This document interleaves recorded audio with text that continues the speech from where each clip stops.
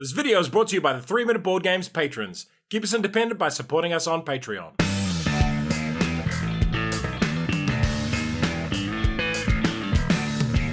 Kia ora koutou and welcome to Village in about 3 minutes. It has no solo mode. It's a game for 2 to 4 players, 5 with the expansion, playing time is medium, and it's a moderately complex game. Welcome to the Village. It's a small place where everyone knows each other. The work is hard, and your family is trying to make the best of it. Can you lead your family through multiple generations and drive the village to success? The game ends once either the graveyard is full or the village chronicle is full. The winner is the player with the most points, and you get these from many sources, including having people in the village chronicle. Action selection. Each turn you will take a cube from the board and do the matching action. Worker placement. Your family workers can also be placed on buildings for the associated bonuses. Player turn. Each family has their own farm board, and you start with 4 family members from generation 1. When you acquire grain or knowledge cubes, they go on your farm. Some actions will advance time. Move the disc clockwise around the board when this happens. If the disc passes the bridge, a member of your family dies. We'll cover that later. Based on the player count, add cubes to the bag and place them on the boards in the area shown. On your turn, you will take 1 cube and do an action based on the area you took it from. Cubes are placed on your farm, except for black cubes, which advance time by 2 steps. This action is farming. Place 2 grain on your farm, or 3 or 4 if you have a plow and an animal. This action is family. Add the next highest number of meeple you have to your farm. The yellow action is crafting, and there are 5 buildings here. You can either pay the resources shown to get the tiles shown on the building, or spend time to train a family member in this craft, and then time again to get the tile. On later turns,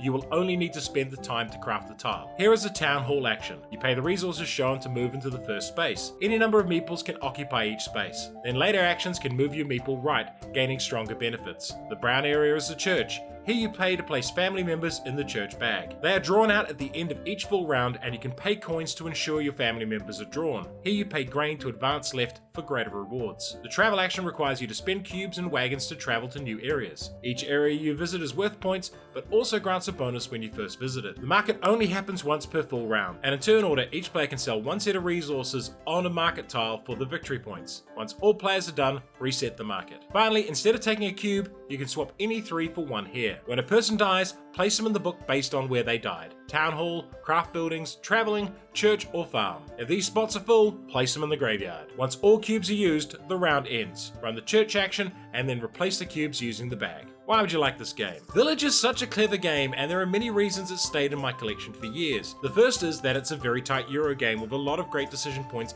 and multiple paths to victory. And that alone would make it a great game, as the gameplay loop is solid yet gets you thinking. But Village steps it up by also being really immersive. You end up naming your meatballs, such as Uncle Traveling Matt heading off to explore, or Cousin Jenny going to train to be a blacksmith. They start off as meeples, but each one ends up having their own little life play out in the game. Village also has 2 excellent expansions that actually improve the game, especially Village Inn that I'll never not play with. And one reason I'm covering the game now is the big box is coming out soon with both expansions in it. The best thing about this game is the time system. It propels the game along, but also leads to the inevitable deaths of the family. However, lots of cubes, lots of ways to score points, and lots of special rules for each area make the game a bit fiddly. Definitely not for everyone. And the new version coming out lacks some of the charm of the older version. It just looks so damn sterile. For a small box game about a village, try Villagers. And for something a little different, try Architects of the West Kingdom.